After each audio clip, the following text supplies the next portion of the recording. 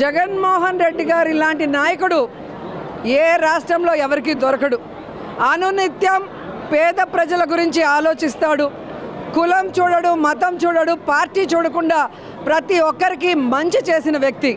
కానీ మీ అందరికీ తెలుసు, గత ఎన్నికల్లో ఏ విధంగా కూటమి ప్రభుత్వం అబద్ధాలతో, తప్పుడు ప్రచారాలతో ఈవీఎంలని మేనేజ్ చేసుకుంటూ అధికారంలోకి వచ్చారో మనం చూసాం.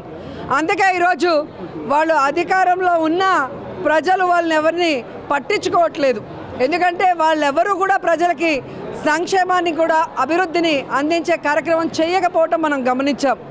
ఈరోజు ప్రతి ఒక్కరు కూడా మేము ఓట్లేసాం జగన్మోహన్ రెడ్డికి, ఎక్కడికి వెళ్ళాయి అని బాధపడుతూ మళ్ళీ జగనన్న ముఖ్యమంత్రి అవ్వాలి, మా జీవితాలు బాగుపడాలని ఈరోజు ప్రజలందరూ కూడా స్వచ్ఛందంగా జగనన్న పుట్టినరోజు వేడుకలు ప్రతి పల్లెటూరులో కూడా, ప్రతి వార్డులో కూడా ఘనంగా జరుపుకోవడం మనం అందరం కూడా గమనిస్తున్నాం.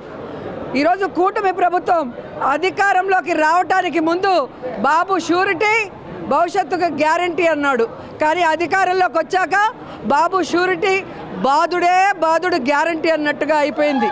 చెప్పిన సూపర్ సిక్స్లు ఏవి చేయలేదు. కొత్త సూపర్ సిక్స్లు తీసుకొచ్చారు. విద్యుత్ ఛార్జీలు పెంచారు, అలాగే రిజిస్ట్రేషన్ ఛార్జీలు పెంచారు, ఫ్రీ ఇసుక అంటూ 2 రెట్లు పెంచారు, నిత్యావసర వస్తువుల ధరలు పెంచారు. ఎక్కడ పడితే అక్కడ పుణ్యక్షేత్రాల్లో కూడా పబ్బులు పెట్టుకుంటూ, బెల్ట్ షాపులు తెరుచుకుంటూ ఈరోజు ఈ తిరుపతి పవిత్రతని గంగపాలు చేయాలన్న ప్రయత్నం చేస్తున్నారు. కానీ జగన్మోహన్ రెడ్డి గారికి అండగా మా చిత్తూరు జిల్లా అధ్యక్షుడి గారి ఆదేశాల మేరకు ఇక నుంచి ప్రజల పక్షాన నిలబడి ప్రజల సమస్యలకు పోరాటానికి మేమందరం కూడా అడుగులో అడుగు వేస్తూ మళ్ళీ జగనన్నని ముఖ్యమంత్రిని చేసేంతవరకు కూడా ఈ పోరాటాలు ఆపమని కూడా ఈ సందర్భంగా తెలియజేసుకుంటున్నాం.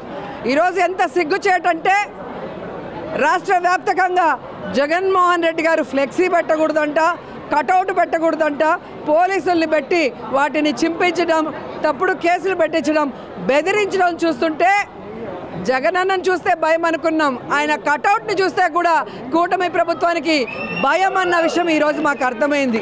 ఈరోజు మాకు ఇన్ని సీట్లు ఉన్నాయి, అన్ని సీట్లు ఉన్నాయని చెప్పుకుంటున్న లోపల భయం, ధైర్యం లేకుండా ఇలా అఫీషియల్స్ని పెట్టుకొని దౌర్జన్యం చేయడం చూస్తుంటే కూటమి ప్రభుత్వం మీద జాలేస్తుంది.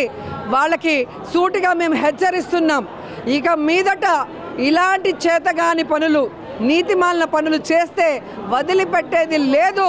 ఇంతకు ఇంత వడ్డీతో కూడా ఇచ్చేస్తామని కూడా ఈ సందర్భంగా తెలియజేసుకొని రాష్ట్రం అంతా కూడా ఈరోజు జగనన్న పుట్టినరోజు వేడుకలు సంతోషంగా జరుపుకుంటూ మళ్ళీ అన్న ముఖ్యమంత్రి అయ్యేంత వరకు మేము అన్నకి అండగా, జనంకి తోడుగా ఉంటామని వైఎస్ఆర్ శ్రేణులు ప్రతిజ్ఞ చేశారు. నిజంగా చాలా సంతోషంగా ఉంది. అన్నకి ఆ వెంకటేశ్వర స్వామి ఆయురారోగ్యాల్ని ప్రసాదించి ఈ దొంగలందరినీ కూడా ఎదుర్కొని నిలబడే విధంగా మళ్ళీ తొందరగా ఆయన అధికారంలో ముఖ్యమంత్రిగా వచ్చే విధంగా చేయమని వెంకటేశ్వర స్వామిని మనస్ఫూర్తిగా వేడుకుంటున్నాను. జై జగన్, జై జై జగన్.